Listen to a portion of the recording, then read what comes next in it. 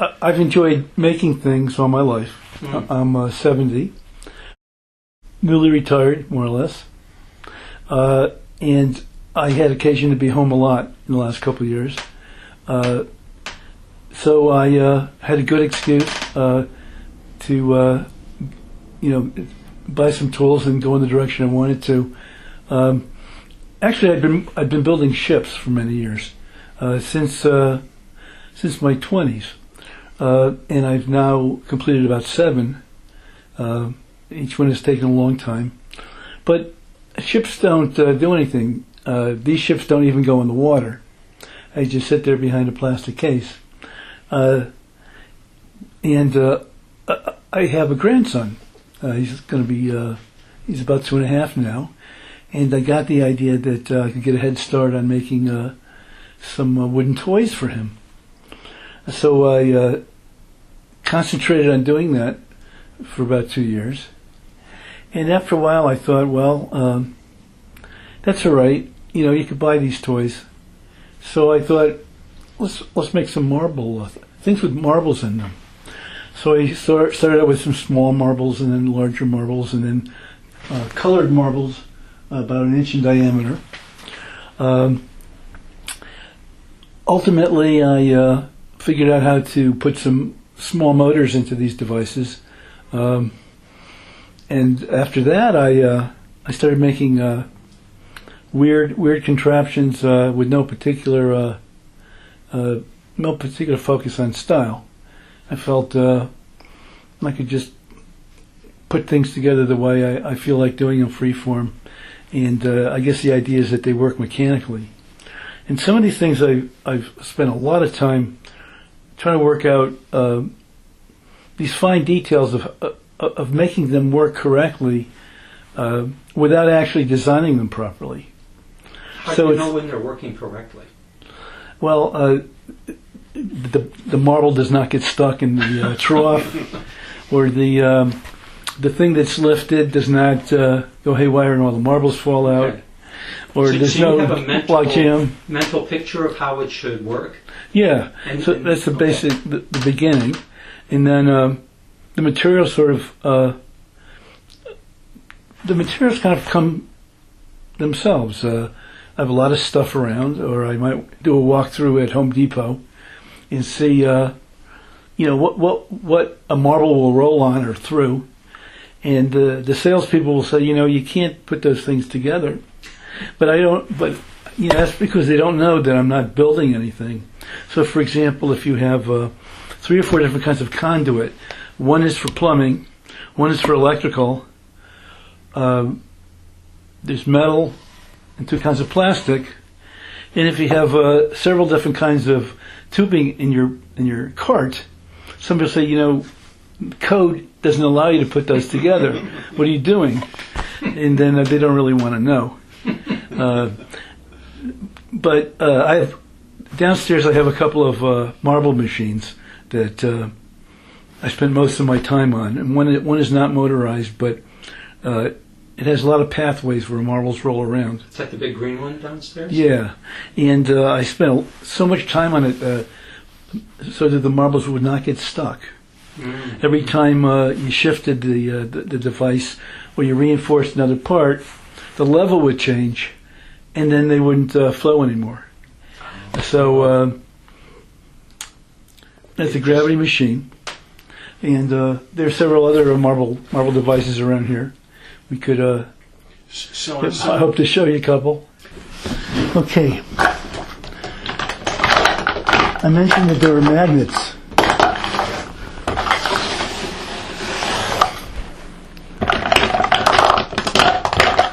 Okay. There's one of my magnets.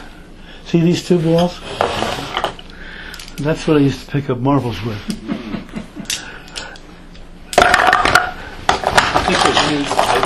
Found anywhere? Yeah, I discover them every day. All right, so this is going to be like a metronome. The idea is that the marbles will go down slowly, one at a time.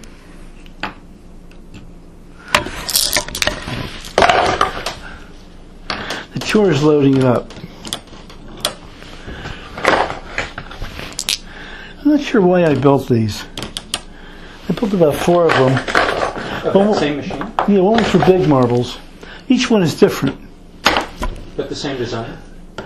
Well, the same end result. Same Because I'm concept. going to show you another one Okay. that I built in the living room. Okay. All right, so this is there's a piece that's balanced here, it's like a seesaw, and there's a little one-way. Well, there's a little piston here, which works with the gravity. If I move this piece of wood, then this will be free to go up and down. When a marble falls on, when a ball bearing falls on it, it takes a certain amount of time for the ball to roll off, and in that specific delay, it forces up this piston, which, if it's all tuned correctly, will be just enough time for another one to come down, but for the one behind it to be stopped. So let's see if when I move this, now it might, the first one might not work, but eventually it comes to a certain rhythm. Let's see. Good.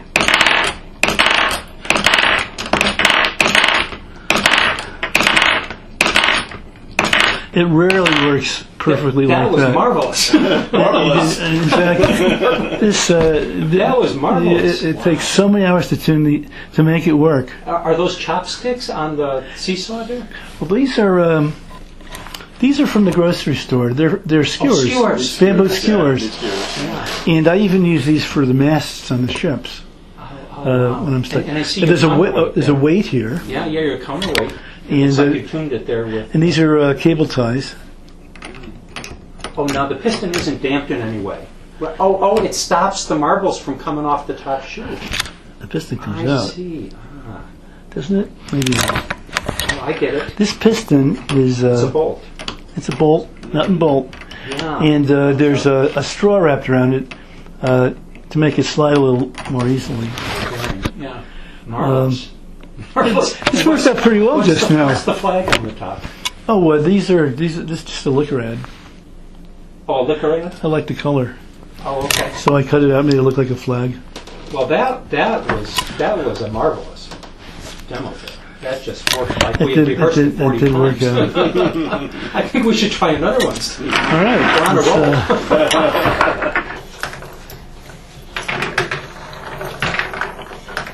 roll. So walk on over there and explain this to us. Okay. How's this? Okay. There are some published devices called marble elevators, which are quite elegant, and they lift the marbles up a particular height, maybe half a foot. And in my year-long search to raise marbles up in the air, I try to duplicate 2 of them. One's in the living room. Oops, that got stuck. Now it's going to go off. It's going to fail pretty soon How do you know? because it's starting to stick over here. Oh, So that's part of the process of tuning it up to keep it clean and to sand it and to adjust the balance. See, there's a couple of pulleys there. There's a pulley here. There's a pulley behind the device, and it stays in balance for quite a while until it doesn't. Okay. All right. So this is an elevator, and I can't say it's totally original, except my design is totally original because I made it out of shims, which are triangular pieces of wood at an angle. I'm gonna take this out and show you how it's made. I'll try to get this off of here. Just in time, I would say. those look like bigger marbles. They are. They're bigger marbles. This is, as you can see, it's made out of shims. And you put them all together and you push them over just a little bit. And then you glue it. And then you have these surfaces, and that's pretty much all there is to it. Right, here's another gadget for my grandson Oscar when he's old enough. This is another kind of marble elevator. I got the inspiration from somebody else who did a nice job, but they didn't do it like this. The limiting height is the weight of the ball bearings. Ultimately, if the column is too high, they will break out, and the mechanism wouldn't be that hardy. But for 6 inches, or 7 inches, it's not a bad mechanism. Like I say, I wanted it to go as high as the elevators that we showed before, the 6 or 7 feet. There's a motor in back, which same kind of motor, a DC gear motor. These motors are made with a motor and a worm reduction gear, and they're sold at a specific speed. So that's coupled to this wooden wheel, which has the kind of groove that will cut the marble here, will cut the ball bearing here, but will release it here out of the same groove. And that's the trick. Now I do have a screw here which adjusts the width of this little passage, which makes all the difference. Now the height is such that this will come down, and it only takes the weight of 1 or 2 balls for gravity to shove it in here. Now the idea here was, this was my daughter and my daughter-in-law would be watching Oscar, and they would be making announcements as to what Oscar was doing. And they were called the town criers. Is this Oscar from Sesame Street? Oscar is my grandson. Oh, Oscar, your grandson. And we had something called Oscarville, and this was the communication center. There was a little sign that said communication center, and these are presumably sisters and brother birds over here.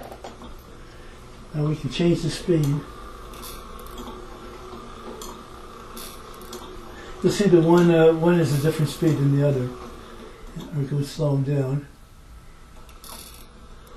But it was fun, not only combining this motor, but a speed control as well. Did you make the birds too? I made the birds. The piston, which is the bamboo stirrer, goes down through this tube, and there's a flat part which meets a cam, an oval disc, which goes at different positions, much as the one on that marble machine does. So that's the mechanism there. So speed it up a little bit. All right. Let's get these birds singing.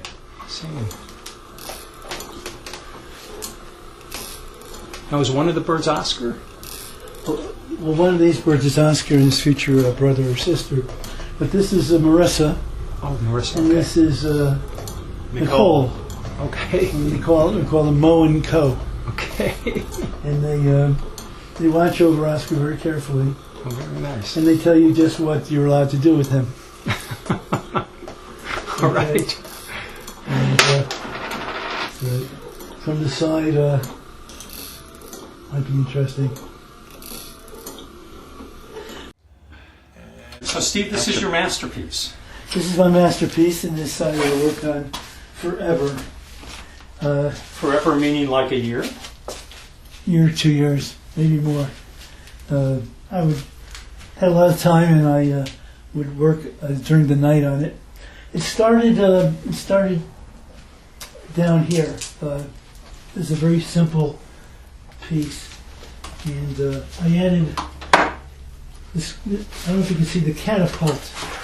This is a catapult, and it's made to launch ball bearings up to this level. It was the first attempt to raise marbles a level. You go up there, and they used to go down this direction.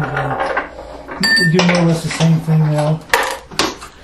It's a double action catapult. It's got a thing in back. The balls collect in there from this pathway here, if it's down, and then you used to be able to push it along its way. So the idea is that it goes in the back, goes around, it's over there, and it follows a path. There's several paths. Let's forget the catapult for now. Let's put that at rest so it doesn't interfere. And there's a normal behavior. Let me use that. This is a preferred entry point. Then there's a switch, like in that other machine upstairs. It can go this direction or this direction. If it goes in this direction, it goes down this way. Otherwise, it goes behind. If it goes down this way, there's another switch. And it can either go this way or this way. It could go, here there's another switch. And I don't know if it still goes in two directions now, but it once went in two places, through this bell and through another bell, or it can go down this way, through this truck, through a hole in the truck, and down that tube. This is where we once had one of those pendulum devices. So that was pretty cute when it was there. Now it's a little more compact so that I could move it around, maybe on a pallet or even put it away. Alright, I'm going to start loading it up. And you'll see the ball bearings diverge in two directions here. If I dusted it. It's one possibility. It's another possibility.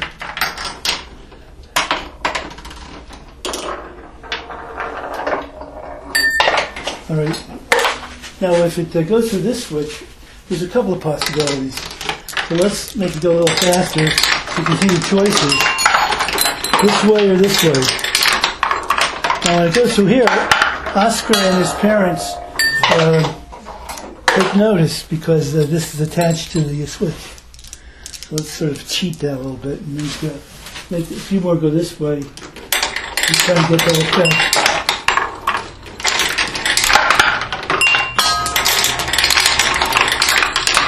And it should be alternating.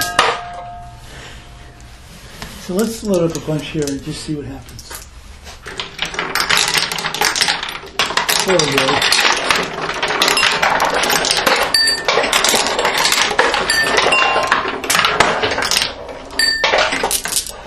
Now, in the event that it does go in here, we have to unload it like this. And I would prefer that it stay in this position for now. But that's one of the alternative paths. Let's try this again.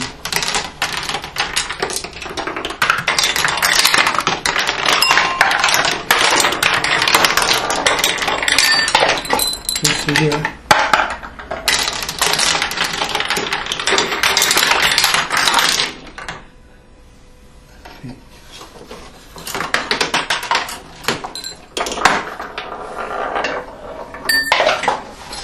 Of course, down here, when it reaches here, it has two choices. It goes left or right, depending on this thing.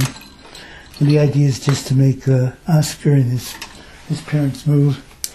This switch is just Oscar when he was really little. And it comes back and forth as well when it's not dusty. Let's try it.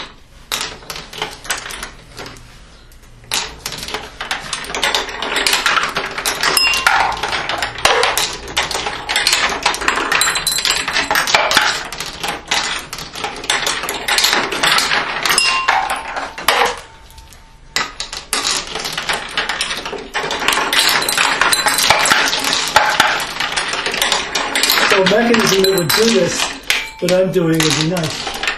And we actually had one, which is on the table over there. It was once mounted above this one, and it fed these at a constant rate. Like nothing.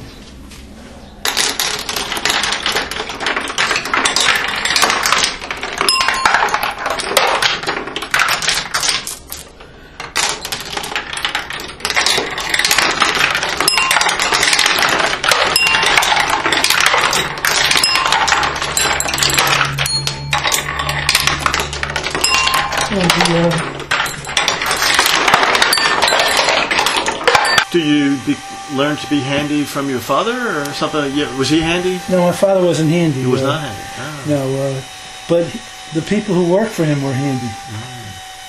And they would spend time with me in the summers because he was a fuel dealer, and there was no fuel sold in the summertime. He would keep them on board, and they would work around the house, and they would show me how to do things. Plus, we lived in the kind of neighborhood where everybody was blue-collar worker and in construction, and the kids and their parents were always doing stuff mechanically. So even though it was culturally slightly unlike my cultural background and my father's abilities, it just was irresistible. So I wanted to be a carpenter, and then I wanted to be an electrician, and everybody insisted I be a dentist, or at least go to medical school, and then I could do what I wanted after all that. So I didn't go to medical school, but I did get an advanced degree in science, and just kept up my mechanical interest all these years. What kept me busy most of the time was the ships. So starting in my late 20s, I started building ships. Starting with that one, there's a picture of me young with this ship almost finished over there. And after that, I built 7 more, and they took a lot of time. A couple of them took 10 years apiece. The second one I built was the Cuddy Sark, and I bought the kit for that in 1979. I worked at it until Michael was born in the early 80s. Put it away for 14 years, and then when he was that age, 14, I resumed working on it for another couple of years, and I would say an elapsed time of 20 years passed before I got that together. So that's promise to him. Built a couple more after that. I spent at least 5 years on that one, the Berlin. The latest one was that one, Le Couronne. And I'm not able to do the very fine rigging for the sails now, so I'm going to leave it that way. It's picturesque enough. And the kind of rigging that it should have is on some of the other models. Particularly the first one, which was not a very glamorous model. It was Captain Cook's ship, but the Endeavour. And I chose it. It was a scientific ship, not a military ship. It's a totally simple ship, but it gave me the opportunity to do some rigging